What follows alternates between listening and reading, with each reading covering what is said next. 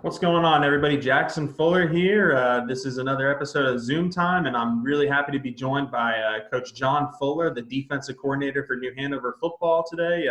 We're going to do something special today. A lot of these interviews have just been kind of generic, but Coach Fuller and myself today are going to sit down and kind of go back and revisit the 2017 state championship for New Hanover football. First off, John, how are you doing? How are you hanging up with the coronavirus stuff going on? Are you staying sane over there? And how's work going for you?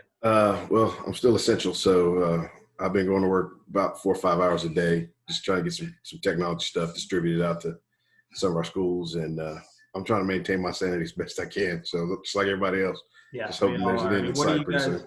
Are you guys in contact with your football players? I know it's really hard to kind of make sure they're doing any weight training or stuff like that, but are you guys sending them workouts right now that they can maybe do at home? Yeah, we're sending them workouts. Coach David Smith is our strength and conditioning coordinator, so he's been sending them stuff, and we're kind of keeping in touch with them through text and on the Twitter feed. Just kind of make sure that if they need something, they can holler at us and get a hold of us. So that's the best we can do at this point, considering what the conditions are. So there's only so much contact we can have. So. Absolutely.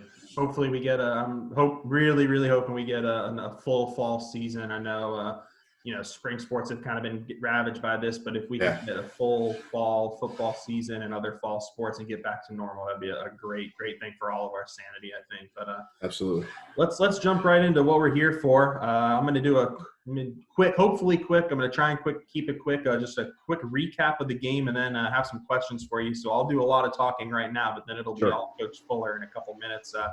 And if you want to say anything during this recap, interject, man. But New Hanover 27-17 over AC Reynolds in the 2017 3AA state championship game. I'll start off by saying I'm a proud 2011 graduate of AC Reynolds High School. So I was rooting for the Rockets that day because I wasn't covering it, but now I'm gonna have an unbiased look at all of this, and New Hanover got my Rockets that day. No score in the first quarter, Coach. Defensive battle. You guys took the lead with 5 minutes left in the second quarter. Wiz Vaughn touchdown. Then we're going to talk about Wiz Vaughn a lot, I bet, in this video. Reynolds comes down and gets some touchdown of their own. It's 7-7 going into halftime, and then both offenses kind of come to life. They come down and get a field goal, and then Blake Walston hits Cole Tanner for a 75-yard touchdown on y'all's first play of the second half. They come back down and score a touchdown on a Wildcat jump pass, but that's the last touchdown AC Reynolds scores in the game. You guys march down the field. Walston punches it in on a quarterback sneak, miss an extra point. 2017 going into the fourth quarter, you guys have the ball to start the quarter, and with another great drive with running the ball with Wiz Vaughn. Touchdown, 27-17 with 6 minutes left.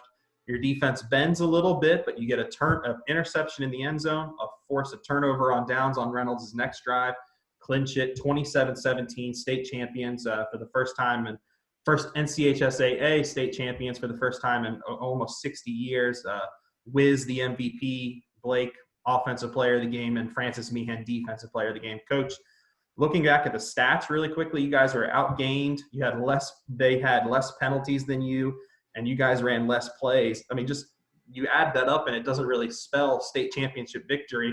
When you go back and remember, what was the biggest difference for you guys to come away with that win, despite them winning some crucial statistical battles against you guys? Just when we prepared to face these guys, they threw it all over the yard, and I could see that in all the film we watched.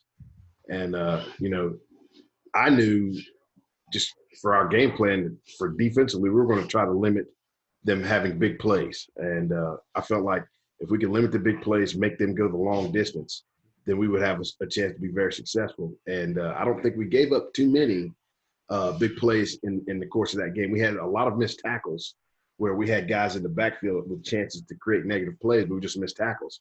But I thought that, we created 2 turnovers, got a turnover on downs when they're going in. So that's, that was huge for us defensively, that if we can limit them and not let them take the top off the defense and keep everything in front of us and tackle, I felt like we were going to give ourselves a great chance to win that football game. And then I got to give credit to our offensive staff, especially Coach Rayner, because, Wiz was Mr. Everything for us that year, offensively in a lot of ways, but we had a lot of other weapons. But he put Wiz in the backfield and just kept feeding him the rock. And, AC Reynolds really didn't have an answer for that. And so that's fine.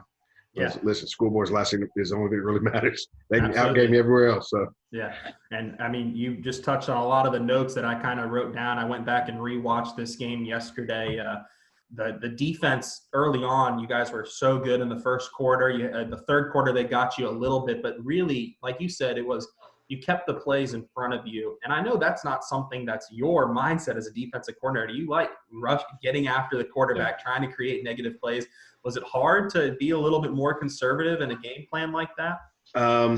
To be honest, considering how well we played defense then versus what we're trying to do now, yeah, a little bit. But the biggest thing was I had a lot of seniors in that group from the front end to the back end, so I had a lot of trust in their ability to execute what we were asking them to do, and they were confident in doing that. And I even told them going into that week, I said, listen, they're going to have some success moving the football. I said, the thing we can't do is panic. And, when they get close, we're going to clamp it down and do what we got to do to keep them out of the end zone. And, every time they came off the field, they were like, yeah, coach, we're fine. We're good. And that breathed confidence into me, into them, and, and vice versa. So it wasn't necessarily a thing that we were in,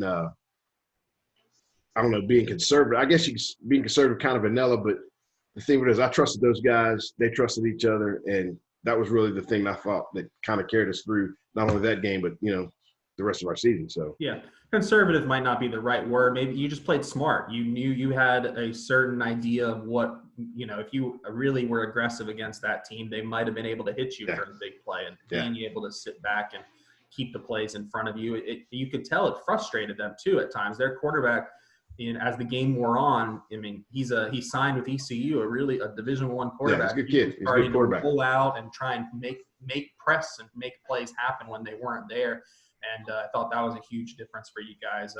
Those three linebackers that you have, that year, Grant Deli, Niles Brown, and Troy McCaskill got rave reviews all year. They were the heart of your defense. But one thing that stood out to me watching that game is your secondary played incredible with, Logan, Santos, and Francis Meehan. I mean, what's it like when you have all three phases of the defense clicking in a game like that? I mean, how much easier is it to call a game when you have trust in all three phases? I'll put it to you this way. We got to a point early in the season where we were calling Meehan coach because he understood, and this is the greatest part about having a player like that, is he understood what we were trying to accomplish.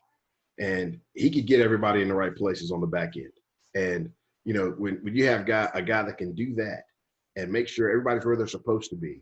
And he was an eraser back there for us in a lot of ways, because if we had a mistake up front, he could kind of come up and fill that gap. And, you talk about a kid like Logan Santos, I would have loved to have him back for 2 more years, but, he moved away, and it is what it is. But that kid, he took away half the field for us by himself. So being able to have some trust in that secondary made it a lot easier for us to do some different things and to turn Nas and Grant and Troy loose to add a fifth rusher or sixth rusher in some cases, to create some extra pressure. And those guys couldn't be replaced. That senior class was one of the million. Logan, I was kind of more on the office side of the Star News things that year, so I didn't really get out to many games. Was Logan, did he play cornerback for you guys all season? He did. Okay. He started as a sophomore, and that kid was a freak athlete. He 2 weeks before when we were playing was Dudley, they had a Division I wide receiver. I think he was in the same class as Logan. That kid had one catch for minus 3 or 4 yards. Logan locked him down the entire game. And you can't coach that kind. You can coach that kind of talent, but it's nice to have that kind of talent. So there's a reason guys like Darrell Revis get paid the big bucks yes. when you can lock down an entire side of the field. Yeah. And for those that don't know, Logan transferred away. He went to the Midwest to focus on lacrosse, and I think he went to Northern Virginia to play lacrosse. He's got a scholarship to play lacrosse at Ohio State. I believe. That's the Midwest connection. So Ohio State. So I jumped around here in my notes, but one of the first questions I wanted to ask you is, what's something about this game? Only 2.5 years ago now that you remember that other people might not remember? I've got one pick, but what's something, that you look back on this game that maybe isn't something that jumps off the page when people are talking about the state championship in 2017? The thing that jumps off the page for me was just, it's kind of a behind the scenes deal, but the whole morning, just our preparation for that game, it was kind of a surreal moment, in that you have to kind of think about, man, we're getting ready to go play for state title today, and you got to kind of compartmentalize that and understand you still got a job to do. And I can just think about how we were from our pregame meal from the bus ride to the pregame meal to being in the locker room. And the thing that really jumps off the page to me is that we were really all kind of subdued and quiet until we got in that tunnel. And when we got in that tunnel, the lights came on and the intensity went from whatever it was to like 11.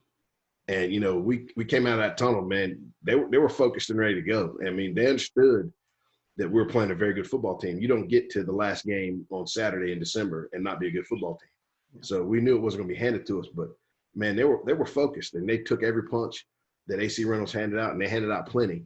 But they weren't going to be denied that day. So I think when I think about it, it was just coming out of that tunnel, just seeing everybody's focus, just ramp up a little bit more before we stepped out on the field. It's interesting you mentioned the subdued part, because I wrote this down, but I wasn't sure if I wanted to bring it up. Is watching some of the highlights after you guys scored touchdowns, it felt very businesslike. Like, there was celebration. There was, we're in a state championship, but it was still, Blake scores on a 1-yard sneak. We drove down the field. We got it. We're in. Wiz scores on a 5-yard run. This is what we needed to do. Let's move on. And of course, after that 4th down stop, the emotion kind of in the 4th quarter, the emotion flew out of you guys. But for the most part, you could tell there was a business-like approach with the guys. I will tell you this: we have. I don't necessarily know we're in a unique situation, but we have a situation where we do sometimes with our numbers, we play a lot of sophomores. And a lot of those kids that were in that senior class have been playing varsity football since they were in the 10th grade. And when they were sophomores, that was Earl's first year. We got to the Eastern Regional and got beat by a very good Greenville Rose team. And, say what you want. If Burke Estes doesn't get hurt that game, I feel like we probably have a good chance. Nothing's guaranteed, but I felt like we would have had a good chance to maybe beat Greenville Rose and play for state title that year, but it didn't happen. And, those kids, they got a taste of it as sophomores, and they were bound to determine that they were going to get this done when we got there. And, you talk about something behind the scenes. I didn't even realize probably till about halfway through the season, our defensive guys had their own little separate Snapchat that they were talking to each other and keeping each other accountable. And that's the kind of things that, you can't necessarily if it's in that kid and they want to be great, that group had an ability to make everybody else get on board and be great with them. And they held each other accountable to a level beyond what we as coaches were trying to hold them accountable to. So, it was a business-like venture until we got down to those last 30, 40 seconds. And then we could turn it loose because we had gotten what we wanted. So. Right. Now, my pick for something that people might not remember about this game, and I couldn't believe the announcers didn't mention it. I watched the stream you sent me, and then I watched a little bit of what's on NFHS. It was freezing. I mean, I remember watching the game before, and there was a snowstorm in the Charlotte Catholic. I think they were playing Havelock game. Yeah. And goodness gracious, I'll say that as someone that went to Reynolds, we took pride in being mountain kids that are used to playing in cold weather. And these Beach Boys handled that cold weather and got it done that cold Saturday night. I have mad respect for AC Reynolds because a lot of those dudes came out there with no sleeves on. And, I went to App State, so that's how we used to do it when everybody would come to play ball in Boone. So I have mad respect for that. But, it was cold. I didn't feel it after about the first 10, 15 minutes, but, it was cold out there. Do you know Coach Shane Laws? I know you guys have that App State connection. I think we might have been there around the same time, but the name sounds familiar. But listen, I'm 50 years old, so the names and the faces kind of get skewed together, when you get old like me. So sounds good. I gotcha. Okay, so third quarter, the game opens up. They get a field goal and a touchdown. The touchdown drive, they had to get a little fluky when they got inside the red zone with the Wildcat in the jump pass. You guys held them. But third quarter, there's 5 minutes left. You guys are down 17-14, and it just becomes the Whiz Bond show. I think you guys attempted 3 passes from that point on, and 2 of them were completions to Whiz. Was there a game plan coming in that if we get to a certain point, let's just give it to our best player and let it ride, let him take us home? Or did the game plan with Rayner and Earl adjust as you guys were moving forward? I think, from my part, from what I could see and what I was just kind of absorbing, being the defense coach and whatnot, I feel like, they kind of looked at it and said, maybe we need to shorten the game, and we can still be successful and run the football and get the ball into Wiz's hands and see what we can do. They had a difficult time adjusting that. And it wasn't like, I don't know that Rayner was running a whole lot of trick plays. There was a lot of zone reads and things of that nature. And there's a couple of copies. It's funny because when we look at some of the end zone copies, you see two of their linebackers, Wiz is making a miss, and they're just punching the ground because they can't tackle him. And he was slippery. I think if I'm being honest, it's probably an in-game adjustment that they looked at and said, let's do this. I don't think they'll have an answer for it because we really hadn't shown that kind of formation on film. Most of the stuff you would see was 2x2 or 3x1. So you guys put two, the formation that you guys won the championship were two running backs. It was usually Megan and Wiz. Yeah. Megan Canty and Wiz Vaughn. And then you had a tight end out there, number 95, who's not on the Max Preps roster. I don't know who he is. That is, if you had to say his name, I know it is like Holland Bainer. That's what it was. I had to think about it. That's right. Yeah. Holland Bainer is the tight end. Yeah. And he did an incredible job blocking, something that, you had a good amount of tight ends this year, but back that year you weren't really playing many tight ends because of the receivers and weapons you had. Holland comes in, does a great job blocking, and that formation just gave him fits because you had two. And look, Wiz did the heavy lifting, but there were 3 or 4 runs where Megan's getting 5-6 yards and keeping the defense honest. So you went against Wiz in practice every day for a while. What is it about him that makes him so tough to bring down when he's got the ball in his hands? I'll tell you honestly, that season, early in August and September, we were fighting every day in practice. I mean, literally fighting. And any football coach worth their salt will tell you, if you didn't have a fight in practice, it wasn't good practice. And, Wiz and Freddie and Francis and Nas, in the midst of practice, if something didn't go their way, they're going to jaw back and forth at each other. And, they square up with each other. But, at the end of the day, we're all on the same side. But listen, Wiz was a competitor in everything that he did. And a lot of those guys on the defensive side of football were just as competitive. And, there were some days Wiz won. There were some days that, Nas and Francis won. So, listen, you practice against a guy like that every day, day in and day out, it makes it a lot easier to face other quality talent because you've seen it in practice. So you kind of get an idea of what you're looking at. But Wiz was special. Absolutely, no doubt. I've got to mention Blake Walston here. He only completed 12 passes. 2 of them were touchdowns, but he makes about 3 throws in this game that very few high school quarterbacks can make. And they were 3 huge throws too. The touchdown to Cole Tanner, when you look at it, the announcer said it in the game. He said, "Oh, that's a bad read by the safety." And I don't think so. Against any normal quarterback, that's an interception. But Blake fitted in. He had a beautiful pass to Cyron Jones in the first half to set up a touchdown. I mean, that's such a luxury to have. I mean, he's a gunslinger. He was going to turn the ball over at times as a junior and as a sophomore. But no turnovers in this game and made 3 just incredible throws that really helped the offense sustain and build these huge touchdown drives. Blake was here's something, because, that dude's playing in the major leagues now. So, but during the playoffs, a little behind the scenes for you, we would practice at Legion during playoffs. So just something we did. And Blake would stand at the 50-yard line at the end of practice and just throw footballs at the goalpost. And you could usually hit it within about 5 throws. So, I mean, the kid's arm was ridiculous. And, he could fit it in some tight spaces that some other dudes probably couldn't. So, special talent. Special. There wasn't a $2 million check waiting for him. I think he might have had a decent college football career somewhere. I would agree with you. Cool.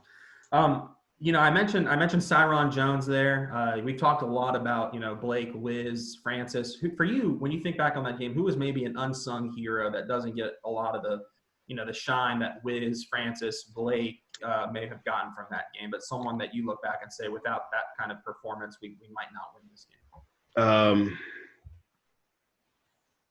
I'm thinking, some of our offensive line, I thought did a really good job in terms of,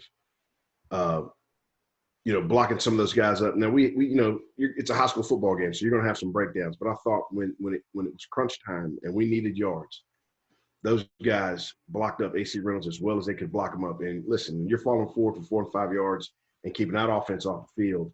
That's something to be said. And those guys did a phenomenal job just creating some space and some running lanes. Because Wiz and Megan, they didn't need a whole lot, So if you just give them a little crease, they're gonna get what they can get. So I thought those guys did a good job. I thought Chris Taylor and Rasheed Rogers, who are our defensive line, Brandon Caesar and Garrett. Can't remember Garrett's last name. That's Turner, right? Turner. Yeah, listen. They fought as hard as they could fight all game long. Now, I'm a defensive guy. I hate it when I see my guys getting held. I thought they were getting held all game long, but they kept coming. They kept coming. They kept doing what they were supposed to do, so I'm not mad about it. I thought the offensive defensive line did a pretty good job. Chris Taylor and Anderson. It was Josh Anderson, and outside Josh. They kind of jumped off the screen in terms of when there were plays that maybe Reynolds could get to the outside. They were there. Yeah. They were holding their contain and able to make the plays to prevent bigger plays. And that was, like you said, that was your entire strategy: limit the big plays that Reynolds could. Obviously, 30 years in this business for Earl.